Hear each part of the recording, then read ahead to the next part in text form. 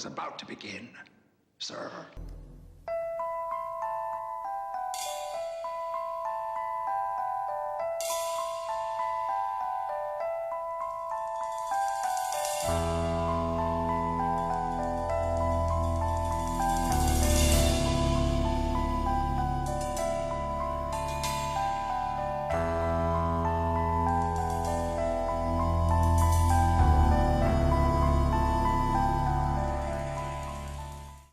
Hi, this is David with PDTV and in collaboration with Crypticon Seattle. I'm here with Angus Scrimm from the Phantasm. How you doing today? How am I doing? Well, that remains to be seen. Is this your first time to Bellevue? It's my first time to the state of Washington, oddly enough. I have relatives all over Washington. My niece, Gail Smith, is a respected piano teacher in Spokane. And I have another great niece there whose husband is a fire chief in his community, has been for years. And then another colony of offspring. I now am a great-grandfather. Oh wow! Congratulations then. How do you like it here in Washington then? Well, I love the convention. It's wonderful meeting all these delightful people. Washington, I was enormously awed by its skyline when we came in. Those buildings look really expensive. The Microsoft, but all the others.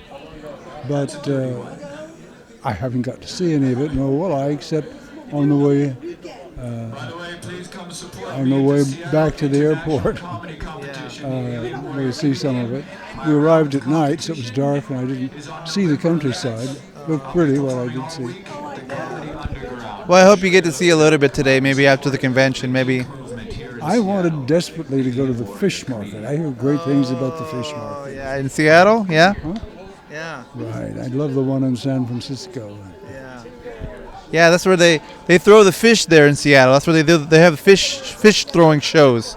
I didn't hear about that. Is that fun? Oh yeah, it's really fun. Yeah, it's really fun. Sometimes they even let you catch the fish. They'll throw it to you. Oh God, are the poor creatures alive?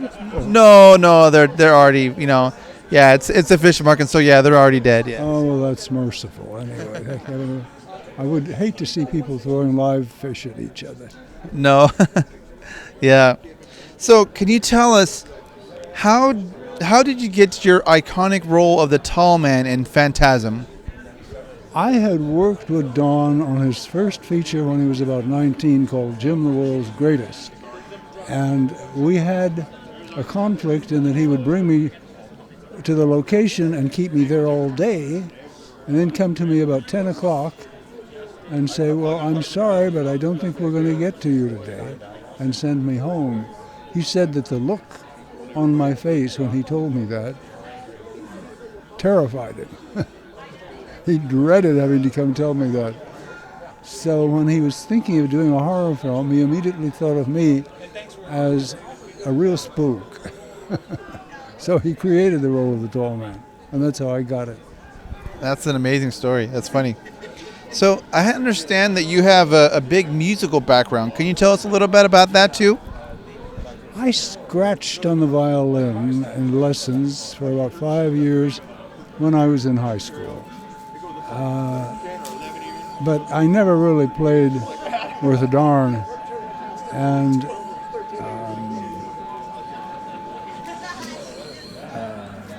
but then, while I was working at TV Guide, which paid about $50 a week, and looking for a way to supplement my income, and there was an ad in the paper for a music writer. I was a great record fan. So I applied, and it turned out to be Capitol Records. And for about 30 years, I wrote the notes on the backs of LPs and in the compact disc booklets when compact disc came in, and worked alongside all the great stars they had of that era. Sinatra, Nat Cole, Ella Fitzgerald, Peggy Lee, Judy Garland, Dean Martin, Jackie Gleason, They had a wonderful array. George Shearing, Liza Minnelli too, right? Liza Minnelli did her first album there, and Nancy Wilson did her first. It was a joy to be there and to get to go to the recording sessions. Now, some artists I didn't get to meet personally because they were so besieged that they sort of had a rule: nobody approached them if they didn't know. But I did get to go to the recording sessions of people like Sinatra and Ella Fitzgerald, who was a very shy woman but a lovable one. So that was great fun and a nice income producer. Better than $50 a week at TV Guide.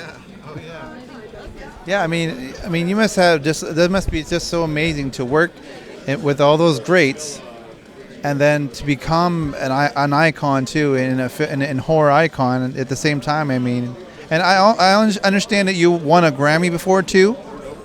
1976, I got the classical album best liner note award. Yes, that was a thrill. And you had an alter ego, Rory Guy. Is that your alter ego? Well, alter ego is my birth name. Oh, okay. So I signed most of the notes. The ones I did sign. I didn't sign more than about a third of them. I signed them Rory Guy, most of them. Towards the end, after I had done Phantasm, I was still writing notes. I started to sign them for Phantasm Angus Scrimm. And I remember one Texas critic reviewed The Movies Go to the Opera, which was best-selling album all year long. And he said, and the note is by Angus Scrimm. A Phantasm? How weird. That's really funny. So, when you got into acting, was horror the genre that you originally wanted, or just seemed right to you? Well, horror was a genre that I just loved from the age of 12 on, but no, it never occurred to me that I would attempt to emulate Karloff and Lugosi and Chaney. No, I always greatly admired the dapper, suave, witty William Powell, who played Nick in the Thin Man series with Myrna Loy. And I just admired him beyond words. And I would like to have been playing suave roles like that. Yeah. Or like Cary Grant or Ronald Colman or Charles Boyer, all of whom are probably unknown to many, many of the young people coming up. Well, my brother and I are huge fans of cinema, and we know the greats like Cary Grant and all that, and Laurence Olivier and all those. And thank Lord they're preserved on Turner Classic Movies and in DVDs. It's amazing what comes out on DVD. Some of the old Warner Brothers musicals from 1932 that are long forgotten, like In Caliente and Wonder Bar, with Busby Berkeley doing the dance direction. They're tremendous fun. Yeah, I don't know if you have seen they did some of these they took some of the old films like the Dracula with Bela Lugosi, and they cleaned it up. I mean, even from the old style film, it had like a flicker, and now it looks sharp. Like they made the movie yesterday. It looks incredible. I don't know if you've seen it. I mean, I don't know if you've seen it. Do you have like a Blu-ray player? Are you familiar with Blu-ray? I am. No, I missed out on buying those. Universal has released them, I think, as a double bill. Released them singly and put them in a horror package. And they come and are then deleted before I can get the impulse to go spend my money and buy them. The Old Dark House, too, was one of their old films that I loved. That came out. I did get that on video disc, which didn't last very long. So, do you have any new projects that you can tell us that you might be working on, or? Well, very quickly, yes. I have, of course, we have Phantasm 5 coming out sometime next year. And I have a picture produced by Joe Hollow called Disciples, which is about a coven of devils who are trying to unseat Lucifer as the head devil. all the conspiring and duplicity that goes on in that group. And that has an all-star horror cast. It has Bill Moseley, Tony Todd, Camden Toy, Linnea Quigley, Brink Stevens, Debbie Rochon, just an enormous cast of familiar names, and it should be a lot of fun. Then I have a picture produced by Jimmy Miller, who produces all the Will Ferrell comedies, Anchorman, Return of Anchorman. He was a Phantasm fan at the age of 13, as was his brother Dennis, who is a great comedian. And they went to see it together and loved it.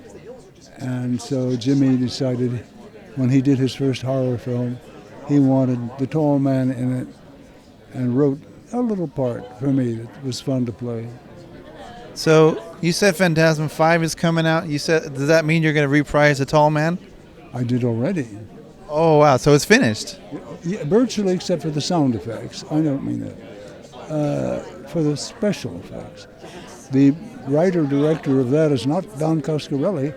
He kept close watch on it as producer, but it's a man named David Hartman, who also, for years, has been a cinema cartoonist and a special effects technician, and he's working very, very brilliantly to make this Phantasm the best ever in special effects.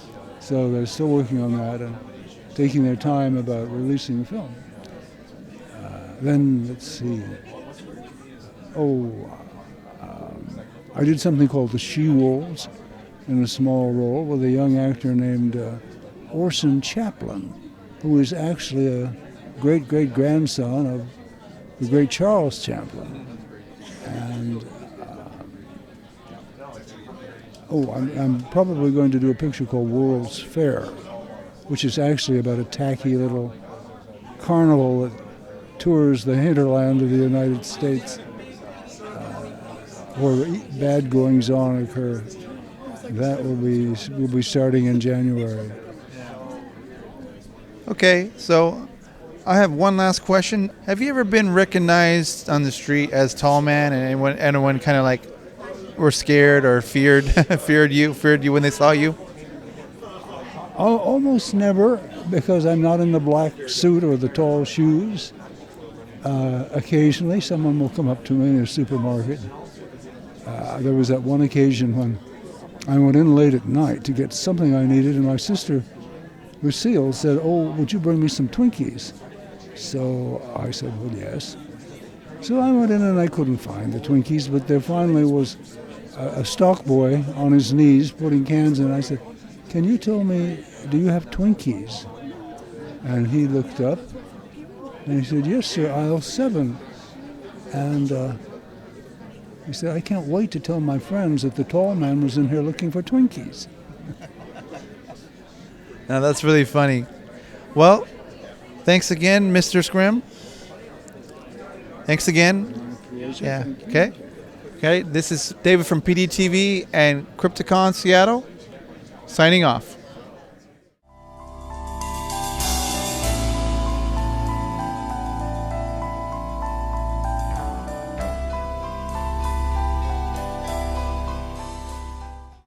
It's a dream. It's only a dream. No, it's not.